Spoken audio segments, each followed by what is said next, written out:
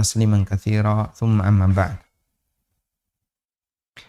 Alhamdulillah, puji syukur kita aturkan kehadirat Allah Subhanahu wa taala. Kembali di kesempatan ini kita akan melanjutkan pelajaran kita membaca buku Ada Orang Utang. Dan insya Allah kita akan membaca mulai dari halaman 44 untuk edisi yang terbaru. Baik. Di halaman 44 kita membuat satu judul, pemerintah bertanggung jawab atas utang rakyatnya.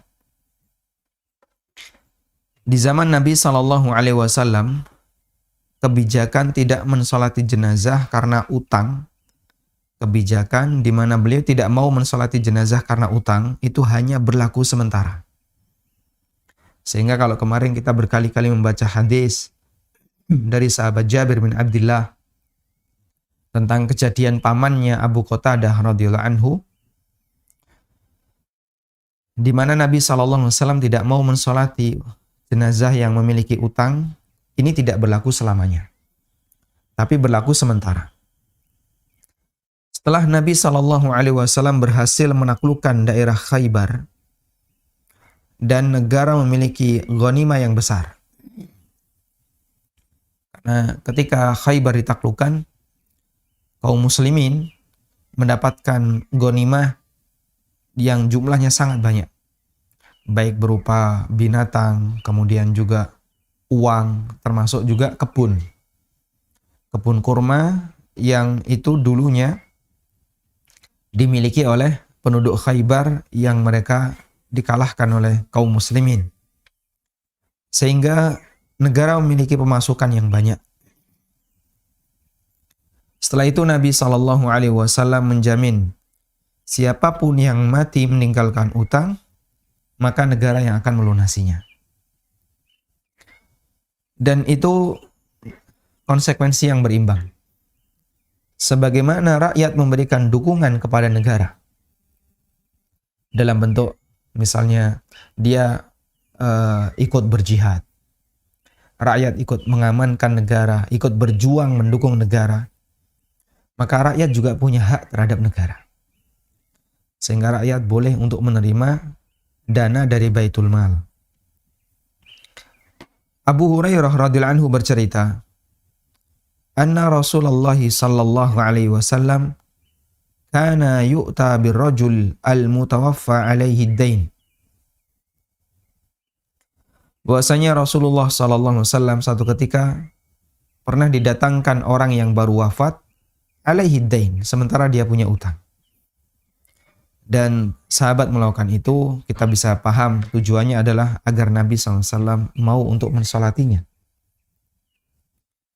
Fayaqulu, lalu beliau bertanya, hal taraka lidaini min qada'in? Apakah dia punya harta yang bisa dipakai untuk melunasi utangnya? Fa in hudditsa annahu taraka wafa'an shalla alaihi. Kalau ada jawaban, fa in huddits, jika beliau diberi jawaban, annahu taraka wafa, jenazah ini punya harta untuk melunasi utang, shalla alaihi, maka Nabi SAW mau untuk mensolatinya. Wa illa, jika tidak, qala lil muslimin, maka beliau sampaikan kepada kaum muslimin. Dan kaum muslimin ketika itu adalah para sahabat. Sallu ala sahibikum, kalian saja yang nyolati teman kalian. Di sini Nabi SAW tidak mau nyolati. Jika orang itu punya utang, sementara dia tidak meninggalkan harta yang cukup untuk melunasi utangnya. Falamma fatahallahu alaihi al-futuh, ketika Allah Ta'ala membukakan berbagai macam daerah, ketika Allah memberikan kaum muslimin berhasil menaklukkan berbagai macam daerah, qama, Nabi SAW berkhutbah. Di satu kesempatan beliau berkhutbah berdiri, maksudnya berdiri untuk berkhutbah. Faqala, lalu beliau dalam khutbahnya menyampaikan satu pernyataan, ana aula bil mu'minina min anfusihim.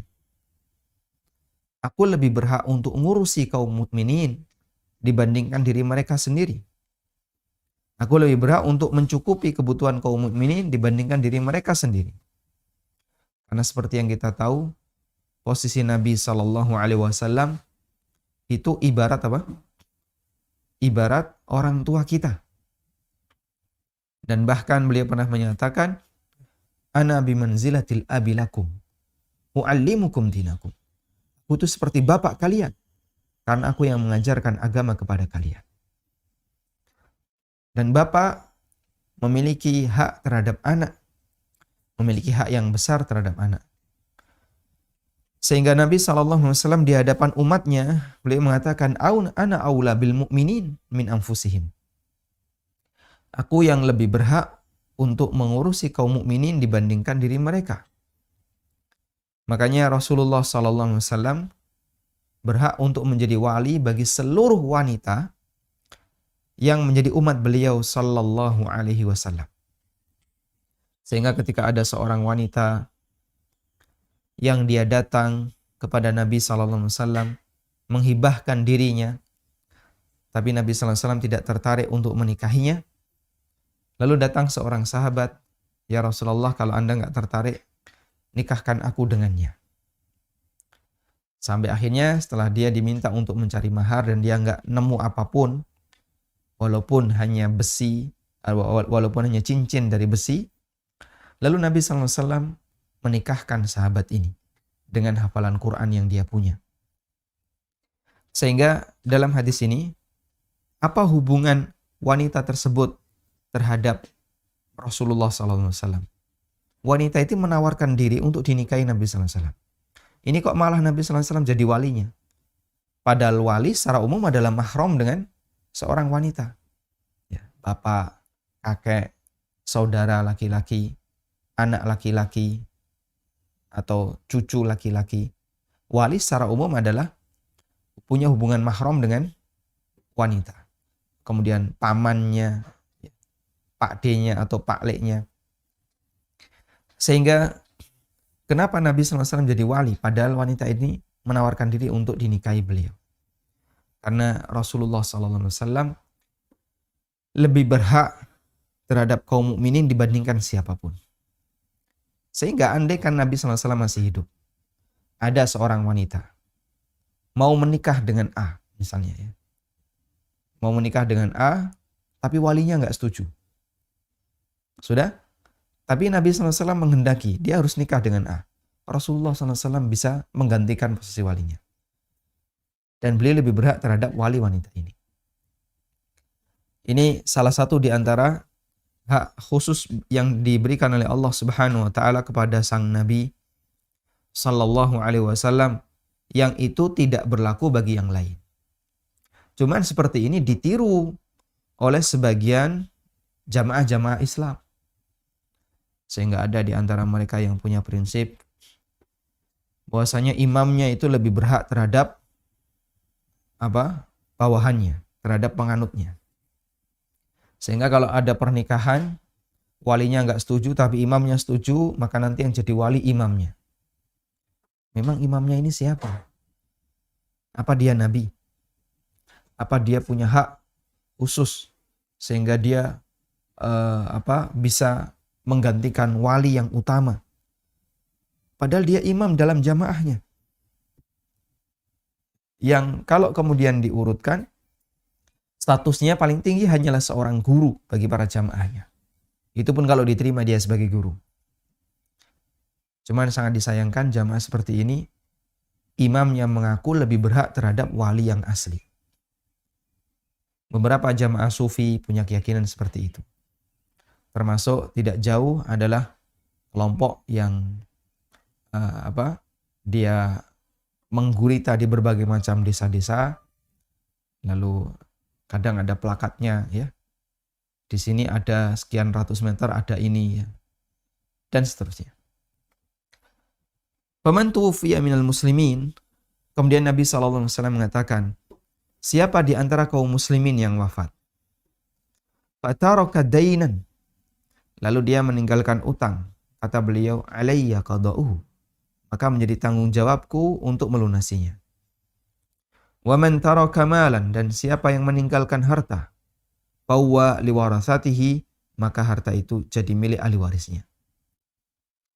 Sehingga setelah ditaklukkan berbagai macam daerah yang dulunya dikuasai oleh Yahudi, dikuasai oleh kaum musyrikin, dan di situ ada banyak kebun, di situ ada banyak ghanimah yang didapatkan, negara memiliki pemasukan yang besar, sampai siapapun kata Nabi SAW yang mati dan dia punya utang, utangnya dilunasi negara, hartanya silahkan dibagikan ke ahli waris. Masya Allah. Baik. Dan ini di antara kebijakan yang diberikan oleh Rasulullah Sallallahu Alaihi Wasallam. Karena itulah As-San'ani menukil keterangan para ulama bahwa syariat ini berlaku untuk semua pemimpin kaum muslimin. Syariat ini berlaku tidak hanya bagi Nabi SAW, tapi untuk seluruh pemimpin kaum muslimin. Sehingga jika negara mampu untuk memutihkan utang rakyatnya yang meninggal, maka pemerintah wajib mengalokasikan dana itu untuk melunasi utang rakyat. Maka idealnya seperti ini, negara menanggung utang rakyat. Meskipun realnya gimana? Rakyat menanggung utang negara. Realnya dibalik, idealnya kebalik. Kita bicara teori ideal. As-San'ani rahimahullah menuliskan, qala Ibnu Battal. Ibnu Battal mengatakan, wa hakadha yalzamul mutawalli li amril muslimin ay yaf'alahu fi man mata wa alaihi dain. Seperti inilah idealnya. Seharusnya orang yang mengurusi urusan kaum muslimin, para pemimpin, ayyaf'alahu fi man mata alaihi, ayyaf'alahu fi man mata wa alaihi dain. Hendaknya dia melakukan kebijakan seperti di atas, menutupi utang rakyat bagi orang yang mati sementara dia punya utang. Fa illam yaf'al, coba kita perhatikan. Fa illam yaf'al, jika ternyata dia tidak melakukannya, fal ismu alaihi, maka dia yang nanggung dosa. Masya Allah. Jadi berat jamaah ya. Menjadi pemimpin itu Masya Allah. Tanggung jawabnya berat. Orang kalau jadi rakyat dan dia tidak punya keluarga misalnya, maka tanggung jawabnya adalah tanggung jawab dia saja. Saya bertanggung jawab kepada diri saya sendiri. Dan dia tidak berurusan dengan yang lain. Yang lain melakukan pelanggaran, yang lain misalnya melakukan tindakan kezaliman, dia tidak punya tanggung jawab untuk menyelesaikannya. Karena dia bukan orang yang berwenang. Lain halnya ketika orang jadi pemimpin. Dia bertanggung jawab terhadap perbuatan dia sendiri dan bertanggung jawab terhadap perbuatan bawahannya. Sehingga kalau di bawahannya itu ada kezaliman, dia tahu dan dia punya kemampuan untuk mengubah itu. Sementara dia diamkan. Padahal dia pemimpin. Maka dia ikut berdosa karena dia membiarkan kezaliman di bawahannya, padahal dia punya wewenang untuk mengubahnya. Jadi kira-kira orang jadi pemimpin itu kebebanan dengan tanggung jawab orang lain. Makanya Nabi SAW menyebut rebutan pemimpin itu khasarah wa nadamah, kerugian dan akan menjadi sumber penyesalan. Ngapain saya harus menanggung beban orang lain? Orang ketika tidak jadi pemimpin, maka dia hanya bertanggung jawab terhadap perbuatannya saja, bukan perbuatan orang lain. Wa qad dzakara ar-Rafi'i fi akhiril hadits, qila ya Rasulullah wa ala kulli imamin ba'daka. Disebutkan oleh Ar-Rafi'i, Ar-Rafi'i ini salah satu ulama mazhab Syafi'i. Di salah satu riwayat hadis di bagian akhir hadis ada sahabat yang bertanya, "Ya Rasulullah, wa ala kulli imamin ba'daka, apakah aturan seperti ini berlaku untuk semua pemimpin setelah Anda?" Qala, jawab Nabi SAW, "Wa ala kulli imamin ba'di." Kebijakan seperti ini menjadi tanggung jawab seluruh pemimpin setelahku. Masya Allah. Betapa beratnya jadi pemimpin ya. Tapi sungguh aneh ketika diperebutkan oleh masyarakat. Maka mereka yang memperebutkan kepemimpinan ibarat mencari beban. Padahal kalau dia tidak memiliki tampuk kepemimpinan, hidupnya lebih ringan. Tapi kenapa diperebutkan? Ya tentu saja kita semua paham, ada latar belakang dunia di sana. Baik, Rasulullah SAW menyebutkan dalam hadis ini, jika riwayat ini adalah riwayat yang sahih, ini disebutkan oleh As-San'ani dalam Subulus Salam, ketika menukil perkataan Ar-Rafi'i, ada sahabat yang bertanya, apakah kebijakan ini berlaku untuk semua pemimpin setelah Anda? Jawab Nabi SAW, berlaku untuk semua pemimpin kaum muslimin setelahku. Sehingga siapapun yang jadi pemimpin, maka dia kedapatan beban nanggung utang rakyat yang mati sementara utangnya belum lunas. Kalau kemudian negara punya kas yang cukup dan dana yang cukup untuk menutupi itu. Baik. Sebagaimana dulu waktu hidup rakyat ini ikut nyumbang untuk negaranya. Bentuknya apa Pak? Pajak kendaraan, kemudian pajak bumi dan bangunan, belum lagi pajak-pajak yang lain. Kalau dia punya usaha, dia bayar pajak. Maka giliran ketika dia punya utang, negara punya tanggung jawab untuk menyelesaikan utangnya. Wallahu a'lam, apakah dengan cara disediakan dana tertentu atau dia membuka sunduk sosial, ya, kotak infak sosial yang nanti bisa digunakan untuk menutupi orang-orang yang mati punya utang. Makanya di sini saya nyatakan, subhanallah, betapa besarnya beban bagi seorang pemimpin, tapi anehnya hal tersebut diperebutkan. Jadi kadang orang yang memperebutkan kepemimpinan tentu saja nggak gratis. Nyalon itu minimal berapa? Minimal Alphard 1 kejual. Atau misalnya, sawahnya harus dia lepas, jual. Begitu dia kalah, stres. Betapa banyak ada orang yang kemudian jadi gila gara-gara kalah ketika nyalon jadi calon bupati atau gubernur tapi dia gagal. Padahal dia sudah keluar banyak harta. Selanjutnya kita akan melihat utang negara siapa yang menanggung. Nah sekarang kita balik ya. Kalau tadi utang rakyat ditanggung oleh negara dan pemimpin bertanggung jawab terhadap kebijakan itu, maka sekarang sebaliknya. Utang negara siapa yang menanggung? Satu pertanyaan yang akhir-akhir ini sangat sering disinggung. Jika negara punya utang, siapa yang harus menanggungnya? Dan jika rakyat meninggal, apakah dia akan ditagih di akhirat? Kemarin ada salah satu orang yang WA saya ya. Kalau saya mati sementara utang negara membengkak seperti ini, nanti apakah saya ikut ditagih di akhirat? Ada satu keterangan yang disampaikan oleh Syekh Waliyun Nasr, Syekh Walid Saifun Nasr. Beliau salah satu muridnya Syekh Albani rahimahullah.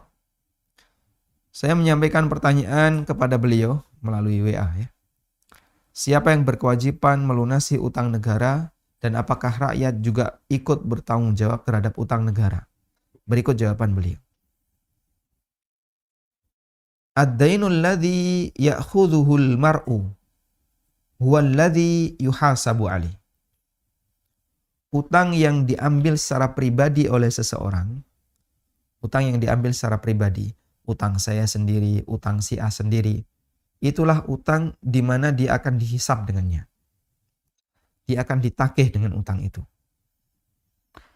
Fa in akhadat ad-daulatu duyunan.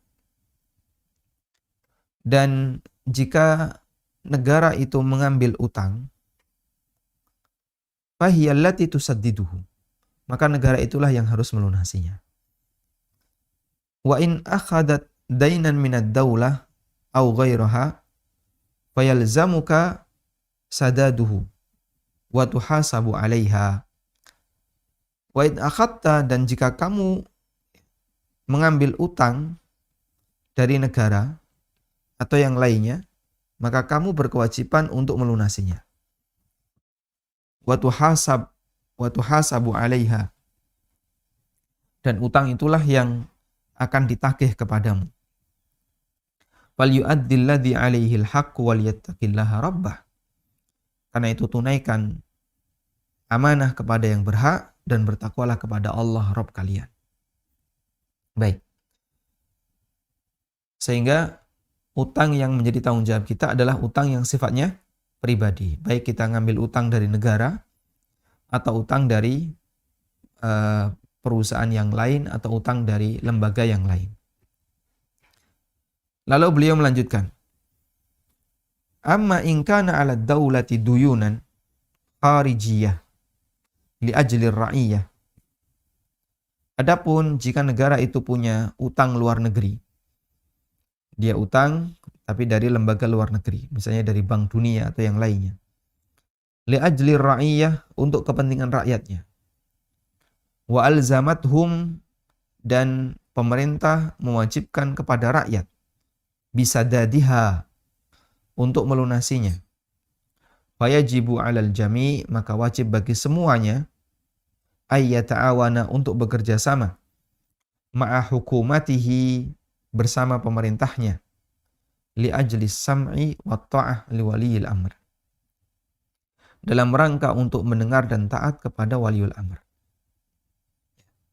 Sehingga misalnya negara punya kebijakan, semua pengusaha yang penghasilannya 10 juta per bulan, dia harus membayar pajak, dan ini proyek khusus untuk nutupi utang. Misalnya seperti itu.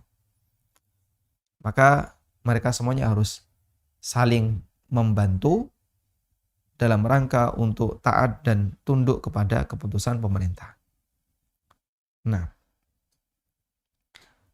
kemudian pertanyaan yang semisal juga saya ajukan kepada Syekh Dr. Abai Muhammad. Beliau berasal dari Mauritania. Beliau peneliti materi muamalah di Lembaga Fatwa Syabakah Islamiyah, dan doktoral beliau itu sekampus dengan saya ya di Madinah International University. Beliau mengambil doktoral di bidang fikih muamalah dan sekarang bekerja sebagai peneliti materi muamalah di Lembaga Fatwa Syabakah Islamiyah di Qatar. Ini saya sampaikan teks pertanyaan. Indi ba'dul istifsarat bin nisbati li duyuni daulah wa dhimmatiha. Idza kana 'ala ad-daulati duyunun kharijiyah, fahal 'ala ar-ra'iyah tasdiduha. Kepada Syekh Abi Muhammad yang kami hormati, saya ada pertanyaan terkait utang negara yang diambil dari luar. Apakah ada kewajiban bagi rakyat untuk melunasinya? Au annaha 'alal hukumati faqat, ataukah itu menjadi tanggung jawab pemerintah saja? A'ni, maksud saya adalah idza mitu ana qabla sadadiha akuntu matluban biha fil akhirah. Apabila aku mati sebelum saya sempat melunasinya, apakah aku juga akan dituntut di akhirat? Afiduna jazakumullah khairan. Kemudian jawaban dari Dr. Abai Muhammad. Ada salah satu kawan ya, yang beliau kerja di lembaga fatwa ini, dan saya minta kepada beliau, ada nggak kira-kira ulama yang bisa saya jadikan sebagai rujukan untuk menjawab ini, dan beliau ngasih nomornya Syekh Abai Muhammad. Kata beliau, bin nisbati li hadzal su'al fil haqiqah annahu aqrabu ilal waswasah. Sebenarnya pertanyaan ini lebih dekat kepada penyakit waswas. Ini pertanyaan karena waswas. Li'anna ad-duyuna ala ya'khudhu ad-daulah hiya 'ala ad-daulah. Ini ada tipe ini, alladhi. Yang lebih tepat di sini alladhi. Karena utang yang diambil oleh negara maka itu menjadi tanggung jawab negara. Walaysa 'alal fardi, dan bukan tanggung jawab pribadi. A'ni al-fardu mas'ulun anha amamallahi azza wa jalla. Yang saya maksud, pribadi itu bertanggung jawab di hadapan Allah Ta'ala. Sehingga kata beliau, itu bukan tanggung jawab pribadi. Dan yang saya maksud, pribadi itu tidak harus mempertanggungjawabkan di hadapan Allah Ta'ala. Al-muhim, yang penting di sini, annahu mas'uliyatud daulah. Bahwasanya utang itu menjadi tanggung jawab negara. Wa mawaridud daulati wal an al-mawarid katsirah. Dan harus ditutupi dengan pemasukan negara. Dan sekarang pemasukan negara itu banyak. Kemudian beliau melanjutkan. Fi halima idza ajizatid daulatu anis sadad. Dalam kondisi ketika negara itu tidak mampu untuk melunasinya karena mawariduha la takfi, li'anna mawaridaha la takfi, karena pendapatannya enggak cukup di sini. Huna lid-daulah an tufrida syai'an muayyanan biqadril hajah 'alal mawatin. Maka di sini negara berhak untuk mewajibkan senilai tertentu sesuai dengan tingkat kebutuhannya 'alal mawatin, kepada para penduduknya. Wa yadfa'una ila daulah ma furidat 'alaihim, dan mereka menyerahkan nilai itu kepada negara sesuai dengan apa yang diwajibkan kepada mereka. Lakinnahum malahum ilaqatun bid-duyun, tapi mereka tidak punya hubungan dengan utang negara itu. Al-kharijiyah, utang luar negeri. Wa bid-duyunil lati akhadathu daulah, dan dengan utang yang diambil oleh negara. Wa yadfa'una ilal daulah ma faradathu bihaqqin, dan rakyat hanya menyerahkan kepada negara senilai yang diwajibkan oleh negara secara legal. Artinya kalau negara mewajibkan kepada seluruh rakyat, kalian harus bayar pajak. Kemudian cara perhitungannya seperti ini.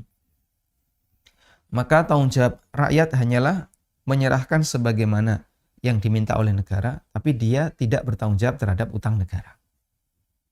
Ya. Terus kewajiban dia untuk menyerahkan kepada negara ini sebagai apa? Sebagai bentuk ta'awun untuk mewujudkan negara yang baik dan sebagai bentuk taat kepada ulil amri. Sehingga terkait utangnya, rakyat tidak bertanggung jawab dunia dan akhirat. Maka dia tidak akan ditagih ketika di akhirat. Kamu dari mana? Indonesia. Dulu Indonesia punya utang ini belum lunas. Sekarang kamu tak tuntut di padang mahsyar. Enggak terjadi seperti itu. Kamu berasal dari mana? Saya di perbatasan. Perbatasan mana? Sama Malaysia. Kadang masuk Malaysia, kadang Indonesia. Mana? Yang benar kamu dari daerah mana? Indonesia atau Malaysia? Wah, kalau dituntut saya Malaysia saja. Tidak bisa seperti itu. Tidak ada demikian. Sehingga rakyat tidak akan dituntut oleh utang negara ketika di akhirat. Namun kalau negara mewajibkan kepada rakyat, para rakyat harus bayar pajak dengan cara perhitungan sekian, dalam rangka membantu negara untuk melunasi utang, kata beliau, rakyat harus bantu seperti itu. Kemudian beliau memberikan catatan untuk pertanyaan di atas. Lau kana as-su'alu mathalan, hal ana altazimu bidaf'id dara'ib allati faradathu ad-daulah. Andaikan pertanyaannya tadi yang disampaikan adalah, apakah aku berkewajiban untuk membayar pajak yang diwajibkan oleh negara?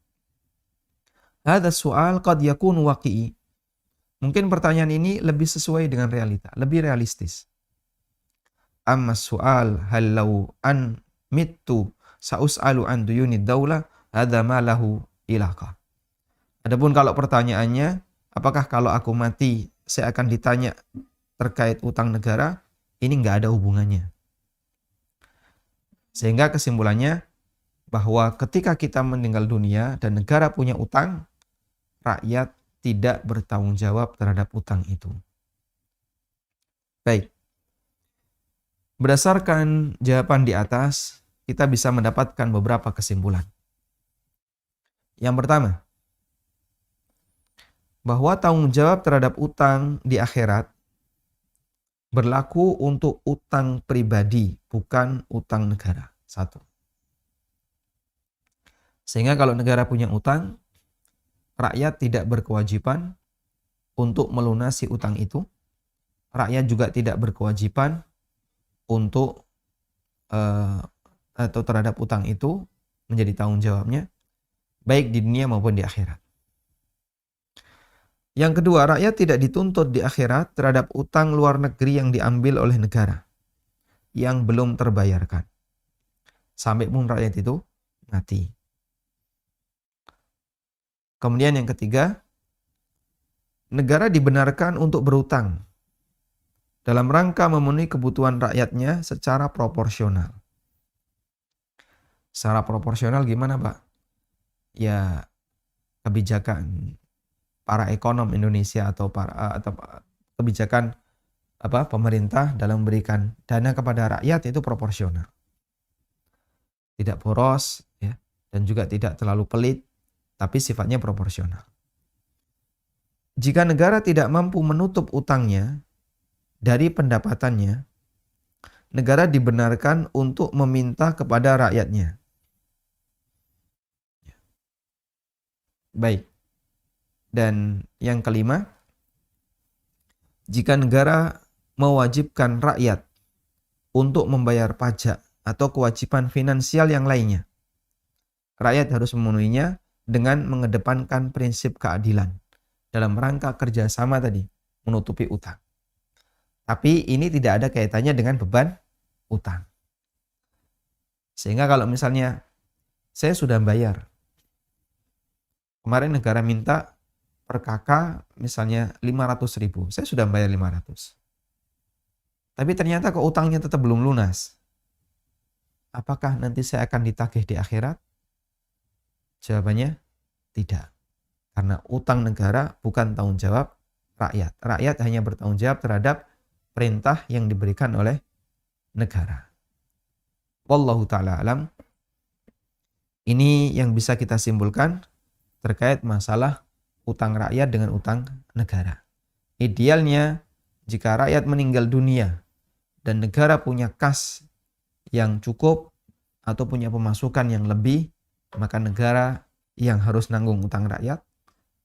Dan sebaliknya, ketika negara punya utang yang besar, rakyat tidak bertanggung jawab terhadap utang negara itu, tapi negara dibenarkan untuk minta kerjasama dari rakyat dalam rangka melunasi utang itu. Wallahu ta'ala alam, demikian yang bisa kita bahas. Dan di pertemuan berikutnya, kita akan membahas mengapa Nabi SAW punya utang. Padahal beliau sendiri menekankan agar orang yang tidak mampu menahan diri untuk berutang. Lalu kenapa beliau punya utang? Insya Allah akan kita bahas di bab utang itu halal yang tidak dianjurkan. Demikian. Wassallallahu ala nabiyyina Muhammadin wa ala alihi wa sahbihi wasallam.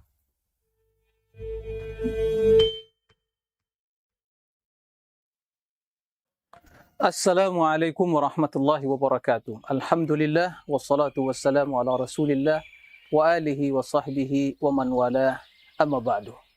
Kaum muslimin dan muslimat, para pemirsa di mana saja antum berada.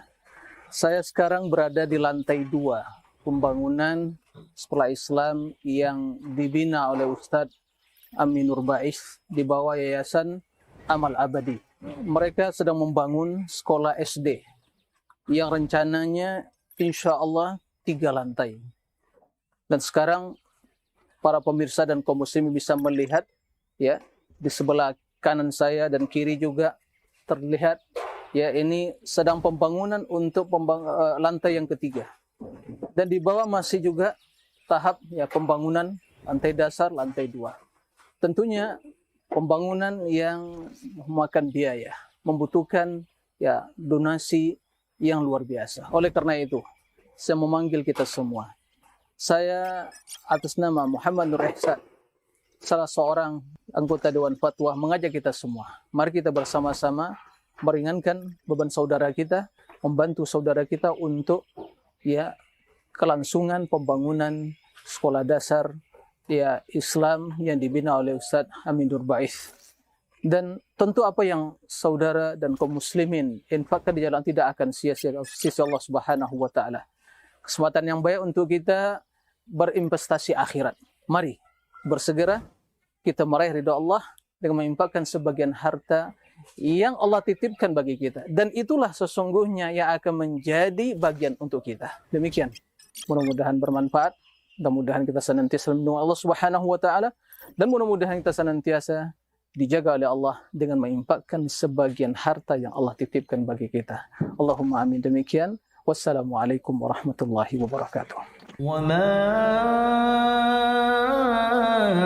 أنفقتم من شيء فهو يخلفه وهو خير الرازقين.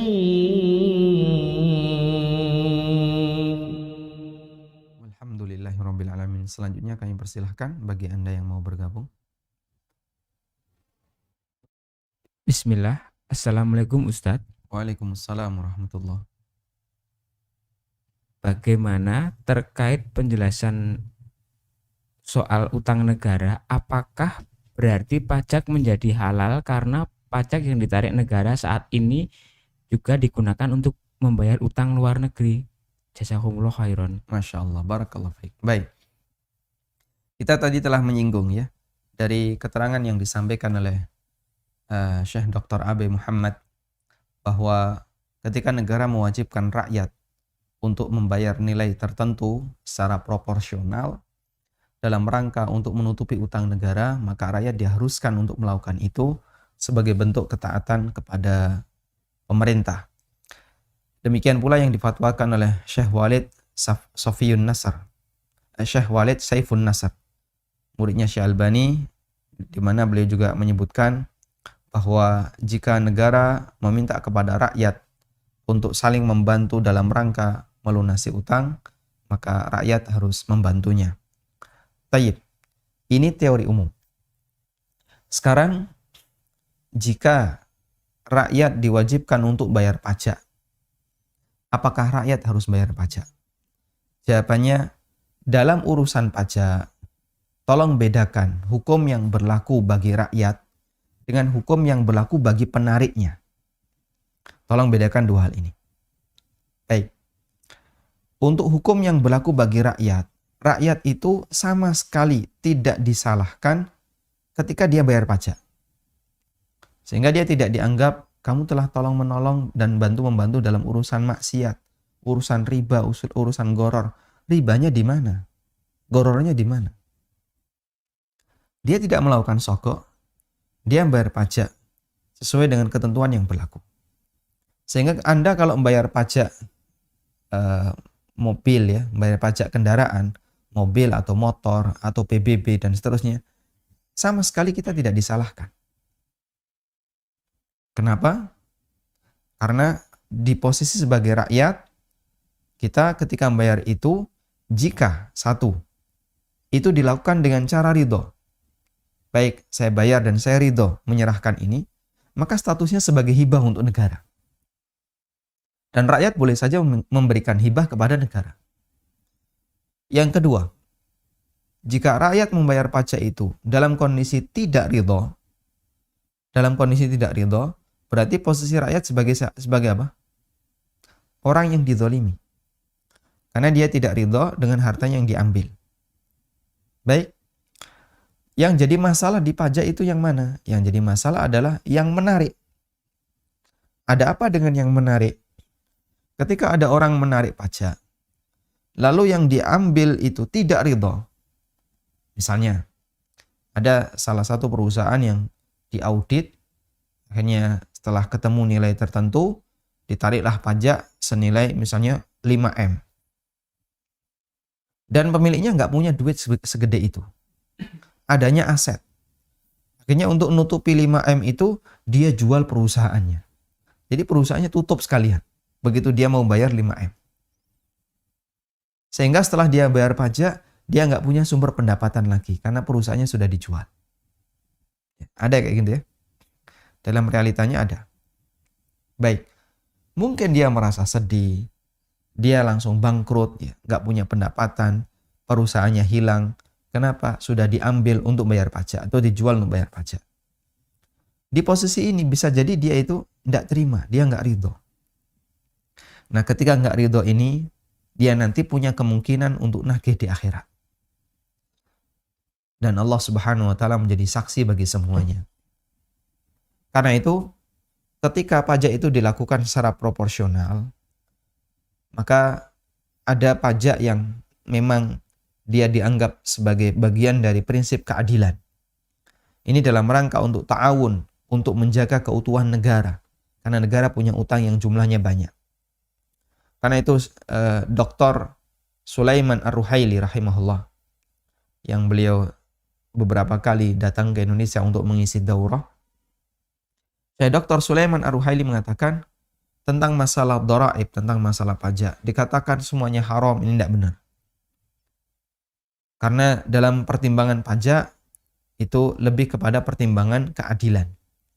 Selama itu dilakukan secara proporsional, mengedepankan prinsip keadilan, dan tidak sampai membuat rusaknya aturan di masyarakat, maka rakyat punya kewajiban untuk bayar sesuai dengan aturan yang berlaku.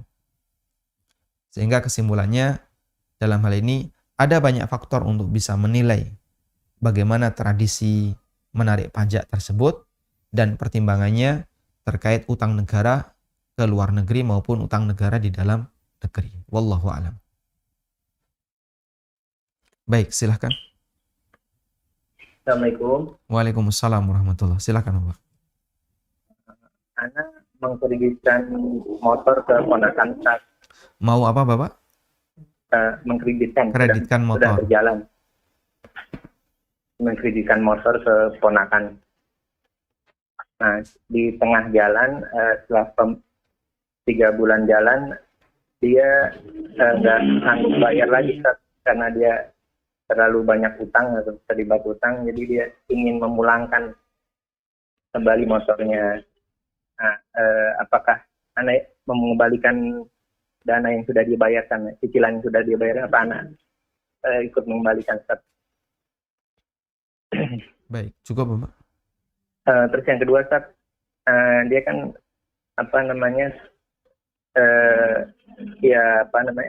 banyak utang saja ya, ponakan anak ini. Tadinya anak sering kali hampir tiap bulan itu sudah berjalan 6 bulan sering minjemin dia uang itu. Cuman karena anak lihat karena dia jadi kecanduan berhutang, apakah anak berdosa saat menyetop pinjaman gitu? Karena anak lihat kayaknya dia udah menggampangkan berhutang gitu. Anak juga kadang kasihan, tapi karena sikap dia yang terlalu gampang aja, dia pengen mendidik dia agar dia cukup dengan gaji yang dia punya gitu. Padahal dia masih bujangan. Dia bekerja nggak, Pak? Iya, dia bekerja, baru bekerja. Cuman anak lihat dia terlalu menggampangkan hutang, ya dia dengan alasan ingin membantu orang tua. Nah, cuman emang anak lihat orang tuanya agak ekonominya agak kurang. Cuman orang tuanya juga emang sudah terbiasa berhutang gitu, menggampangkan hutang gitu. Baik. Sudah, syukron Ustaz. Jazakallahu. Assalamualaikum warahmatullahi wabarakatuh. Waalaikumsalam warahmatullahi. Nah, untuk kasus yang pertama, Bapak menjual barang kepada keponakan secara kredit tadi. Ini saya gambarkan, A mengkreditkan barang ke B. Lalu ketika B tidak bisa bayar, barang itu dikembalikan. Ketika bayar itu dikembalikan, itu sama dengan dia membatalkan akad. Saat motor dikembalikan, ada 2 kemungkinan sebenarnya. Ada 2 kemungkinan. Kemungkinan yang pertama, jual kembali. Kemungkinan yang kedua, membatalkan akad.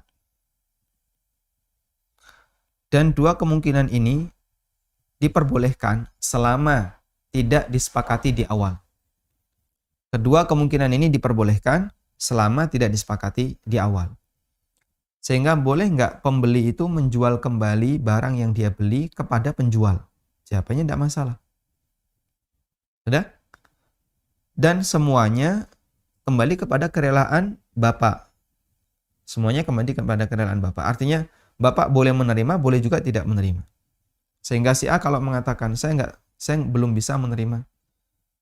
Mohon maaf karena barang saya udah banyak, motor saya udah banyak. Buat apa saya menerima motor lagi misalnya. Boleh saja Anda tidak menerima. Tapi kalau Anda menerima, ini bagian dari iqalah. Iqalah adalah menerima pengembalian barang tanpa alasan yang dibenarkan atau tanpa alasan yang diatur oleh syariat. Karena membatalkan akad, itu ada yang beralasan yang diterima secara syar'i dan ini diatur dalam hak khiyar. Yang kedua, tanpa alasan. Kalau hak khiyar ini wajib diterima. Misalnya karena ada cacat, atau karena masih dalam rentang perjanjian, atau karena misalnya apalagi ada unsur penipuan, lalu dibatalkan akadnya, saya nggak mau karena kemarin saya ditipu. Seperti ini wajib untuk diterima. Yang kedua, tanpa alasan. Membatalkan akad tanpa alasan, ini namanya iqalah. Dan iqalah ini tidak wajib. Pak, saya nggak jadi beli Pak, barangnya tak kembalikan. Penjual boleh menolak, mohon maaf Mas, barang yang sudah dibeli tidak dapat dikembalikan. Sah dia menolak seperti itu. Dan ini diatur dalam iqalah. Dia mau terima, alhamdulillah, dia mau tolak juga boleh. Karena itu kalau Bapak merasa ridho, motor itu dikembalikan, silakan Bapak terima. Sehingga Bapak boleh menerima, karena bentuknya membatalkan akad, maka pembayaran yang sudah distorkan dikembalikan. Pak, saya mau kembalikan barang Pak. Saya kayaknya keluarga saya nggak cocok dengan barang ini. Saya minta tolong uangnya dikembalikan. Maka penjual ketika menerima itu, dia harus mengembalikan uang tadi. Nah, bolehkah ada potongan? Dalam hal ini ada khilaf di antara ulama. Dan wallahu alam, pendapat yang kuat boleh. Sehingga Anda misalnya mengembalikan uang itu tapi tidak utuh. Mas, tapi ini saya potong ya. Saya potong sekian. Nah, nilai potongannya kembali kepada kesepakatan kedua belah pihak sesuai dengan yang berlaku di masyarakat. Artinya nilainya tidak terlalu jauh tapi proporsional. Wallahu a'lam. Kemudian yang kedua, bolehkah Anda menghentikan pemberian utang kepada keponakan karena dia terlalu hobi dengan berutang untuk tujuan pendidikan? Silahkan. Dan bisa jadi pengaruhnya pada dia dan kedua orang tuanya barangkali jika memang dia dan orang tuanya punya hobi yang kurang baik seperti ini. Sehingga insya Allah tidak masalah. Dan yang penting adalah dia dikasih peringatan, ini berbahaya. Anda mungkin bisa bacakan beberapa hadis yang kemarin sudah kita bahas di buku Ada Orang Utang, sehingga dia sadar kalau utang itu sangat berbahaya bagi kehidupannya, apalagi kalau dia nggak mau melunasi atau tidak bisa melunasi sampai mati. Wallahu a'lam. Baik, silakan. Assalamualaikum. Waalaikumsalam warahmatullahi. Izin bertanya.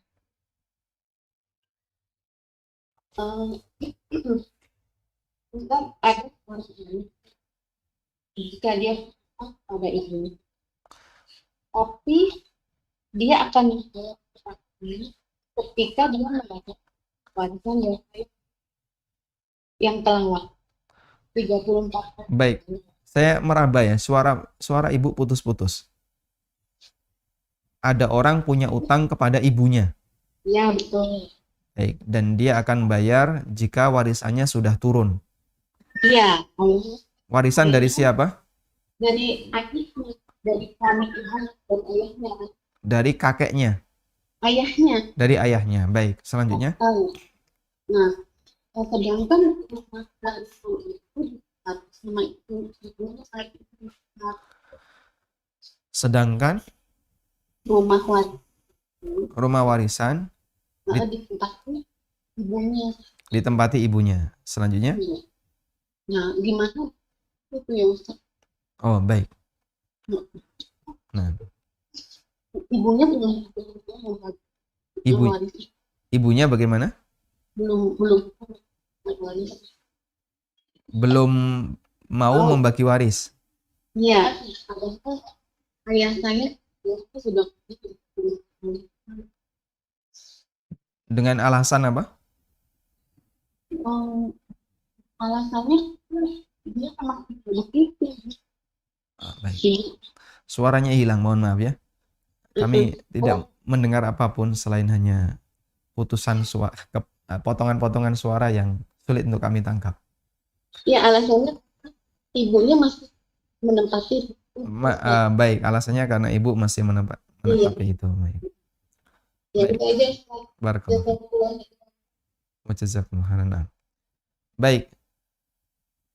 Pertama yang perlu kita ingatkan satu ya, bahwa ketika ada ahli waris yang berhak untuk dapat warisan dan dia butuh terhadap warisan itu, maka terlarang bagi siapapun di antara ahli waris yang lain untuk mencegahnya. Jangan dibagi dulu lah. Tolong jangan hargai orang tua. Ini masih baru 3 bulan sepeninggal bapak. Ini baru setahun. Tunggu dulu sampai 3 tahun. Maka terlarang bagi siapapun yang menjadi anggota ahli waris tersebut untuk melarang ahli waris yang lain mendapatkan haknya. Kadang kan banyak terjadi kayak gitu ya. Misalnya ahli waris ketika ini X dan Y suami istri punya misalnya 4 anak A, B, C, D. X meninggal dunia. Yang tinggal adalah ibu Y. Ibu tinggal di rumah itu. C ini punya utang. Dan dia ingin segera melunasi utangnya. Dan andalan dia adalah warisan. Dan dia berharap agar warisan X ini dibagi. Yang nilainya bisa jadi miliaran. Tapi C nggak bisa mendapatkan hak itu. Kenapa? Ditahan oleh Y. Warisan bapak jangan dibagi dulu. Tunggu sampai ibu mati. Kemudian juga ditahan sama anak pertama. Anak pertama melarang. Jangan gitu, nggak sopan. Ini bapak baru meninggal, warisannya sudah dibagi. Kalau sampai terjadi seperti ini, maka dosa ditanggung oleh Y dan A. Kenapa Pak dia berdosa? Dia melarang orang yang berhak untuk mendapatkan haknya. Nah terus, solusi yang benar gimana? Kalau memang C ini butuh dan dia mau mengambil haknya, berikan haknya. Caranya Pak, ini kan utuh. Warisan itu dalam bentuk rumah atau properti. Warisannya dalam bentuk rumah. Dan ini dimiliki oleh A, B, C, D, Y.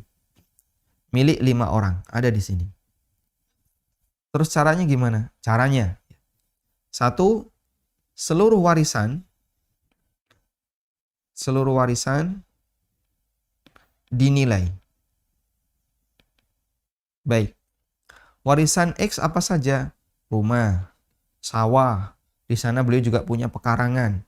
Baik, sekarang dinilai semuanya. Rumah plus pekarangan ini harga berapa? Oh, ini 1M. Sawah 500 juta. Pekarangan di sana sekitar 600-an. Sudah? Berarti total duit yang dimiliki oleh atau yang ditinggalkan oleh X, total warisannya adalah 2,1M. Nah, kemudian dibagi. Y dapat 1/8. Sisanya 7/8 diberikan kepada anak-anaknya. Anggaplah misalnya laki-laki semua. Nah, karena laki-laki semuanya, maka 7/8 dibagi rata.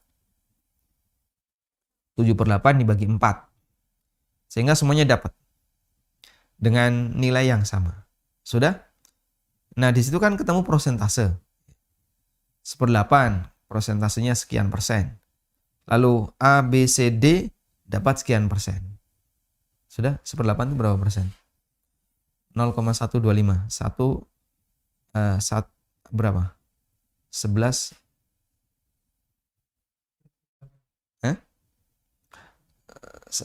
100 per 8,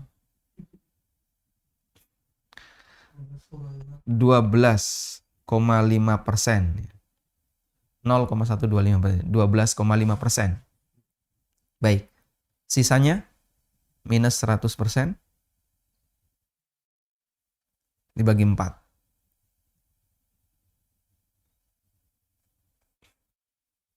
Berapa? 87,5 dibagi 4.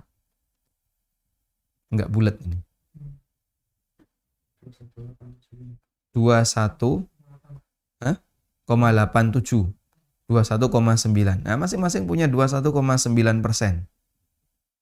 Semua punya sekian. 21,9%. Sudah? Setelah masing-masing punya sekian, jadi kan bisa diukur tuh. Berarti haknya C berapa? Ya 21%, anggap 22% dari nilai 2,1 M. Dari nilai 2,1 M ini, berarti setelah itu C dapat berapa? Nah, di sini berarti yang kedua, setelah seluruh warisan dinilai, lalu dihitung waris. Dihitung jatah warisan. Setelah ketemu jatah waris, misalnya C tadi dapat 21,9% kali 2,1 M. Dapat berapa? Ya, dapat XXX misalnya, dapat sekian rupiah. Sudah? C berhak atas biaya, atas nilai ini. C berhak atas dana ini. Nah, terus duit ini dari mana, Pak? Ini semuanya utuh, tanah, pekarangan, sawah. Duit ini bisa diwujudkan dengan cara salah satu ahli waris mengakuisisi warisannya C. Atau mereka bisa iuran. A, B, D, iuran. Kita iuran yuk untuk nebus ini. Misalnya anggaplah ini ketemu 20%-nya berarti berapa itu? 400-an juta, 459,9 ya. Berarti 460 juta. C itu 460-an juta. Kita tebus ini hak C senilai 460. Ditawar C, jatahmu tak beli dengan harga 450. Aslinya 460, tapi kan nawar boleh, ditawar. Jadi turun di harga 450. Ya sudah, siap. Dibeli oleh D atau oleh B atau oleh A, dibayar. Sehingga C bisa mendapatkan harta itu lebih cepat. Ya. Dan selanjutnya hak waris C sudah dibeli yang lain, sehingga pindah ke yang lain. Lalu oleh C nilai ini dipakai untuk melunasi utang, silahkan. Mau dipakai untuk bayar utang ke ibunya juga silahkan. Cara seperti ini yang bisa dilakukan agar warisan itu tetap bisa dibagi dalam waktu cepat jika ada ahli waris yang membutuhkan dan dia sudah minta, sehingga jangan sampai ada harta orang lain yang tertahan disebabkan karena dihalangi oleh ahli waris yang lain. Tapi kalau jika semua ahli waris sepakat, saya belum begitu butuh, biarkan aja dulu. Tidak apa-apa. Sehingga warisan itu penyerahannya tertunda. Pembagiannya sudah dilakukan. Dengan perhitungan sederhana mereka sudah tahu, oh saya dapat jatah sekian, saya dapat jatah sekian persen. Kapan ini akan diserahkan ke saya? Oh nunggu. Oh Anda juga nggak terlalu butuh, mereka sepakat, udah biarin aja. Nah ketika mereka sepakat biarin aja, berarti semuanya ya, berhak untuk menunggu sesuai dengan yang mereka sepakati. Wallahu a'lam. Baik. Silahkan. Assalamualaikum Ustaz. Waalaikumsalam warahmatullahi. Saya seorang ASN. Jadi kalau mau naik pangkat ini diminta sumpah gitu ya sama pihak instansi gitu ya. Dengan mengucapkan demi Allah untuk menjalankan, intinya jalankan jabatan dengan integritas dan profesionalitas sesuai peraturan-peraturan yang berlaku. Namun kan pada waktu pelaksanaannya kan kalau dari internal pribadi ya mungkin banyak kekurangan gitu ya. Dan dari eksternal pun kadang-kadang meminta untuk sedikit melenceng dari peraturan gitu. Apakah boleh gitu ya? Pas sumpahnya itu kita ya secara pribadi lisannya mengucapkan demi Allah dan di akhirnya pakai insya Allah gitu supaya tidak terlalu berat gitu. Baik, Begitu, eksternal itu maksudnya gimana, Pak? Jadi maksudnya eksternal itu dari luar pribadi saya, misalnya dari atasan atau bukan atasan lah, dari orang lain meminta untuk bisa manipulasi data kan biasanya di PNS gitu ya. Ya gitulah maksudnya. Masya Allah. Terima kasih. Jazakallahu khairan, Ustaz. Wa jazakumullah khairan. Assalamualaikum warahmatullahi wabarakatuh. Waalaikumsalam warahmatullahi wabarakatuh. Baik.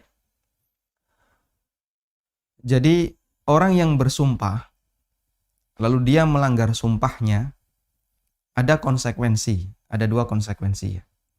Yang satu konsekuensi di dunia, yang pertama, dan konsekuensi di dunia ini lebih ringan. Apa bentuknya? Cukup membayar kafarah sumpah. Misalnya orang bersumpah, demi Allah, saya tidak akan makan apel.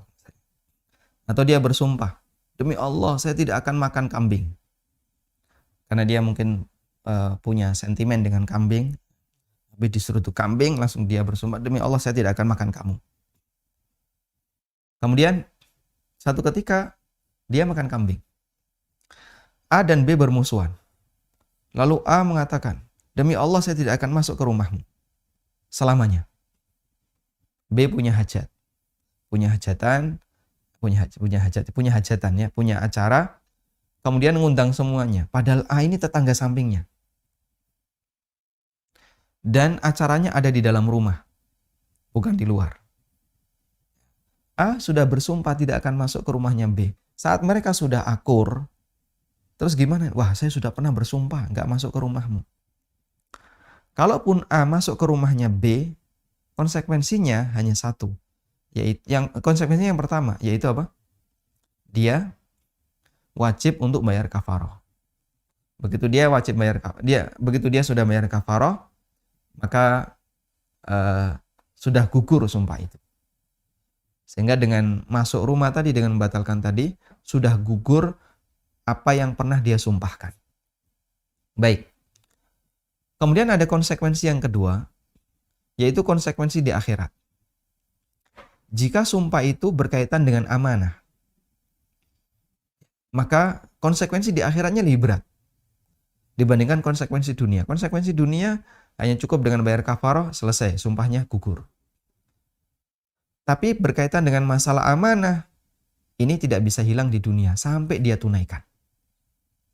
Dan akan dituntut di akhirat sesuai dengan tingkat amanah dia, seberapa jauh dia tunaikan.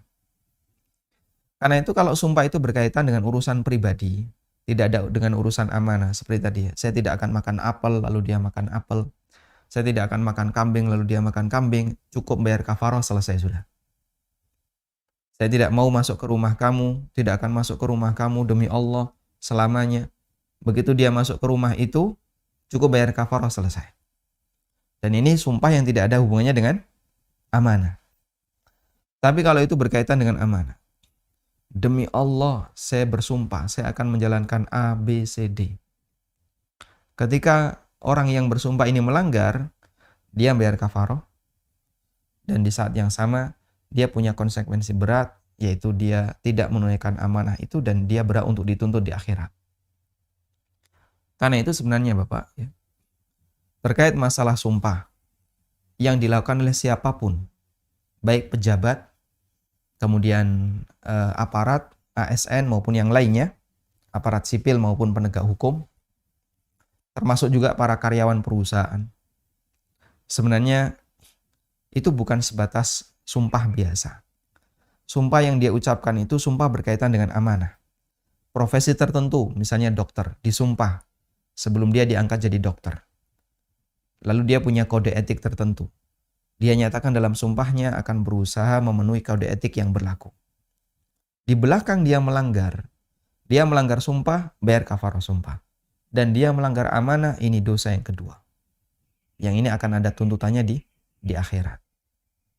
Karena itu, apakah kemudian ini ditoleransi? Sumpah dilanggar, Nabi SAW pernah melanggar sumpah beliau ketika beliau melihat ada pilihan yang lebih baik dibandingkan mempertahankan sumpah. Maka beliau langgar sumpah itu dan bayar kafaroh. Tapi tidak berkaitan dengan masalah amanah. Namun ketika sumpah itu berkaitan dengan amanah, yang berat yang keduanya ini. Wallahu ta'ala alam. Baik, demikian yang bisa kita sampaikan. Semoga apa yang kita bahas ini bermanfaat.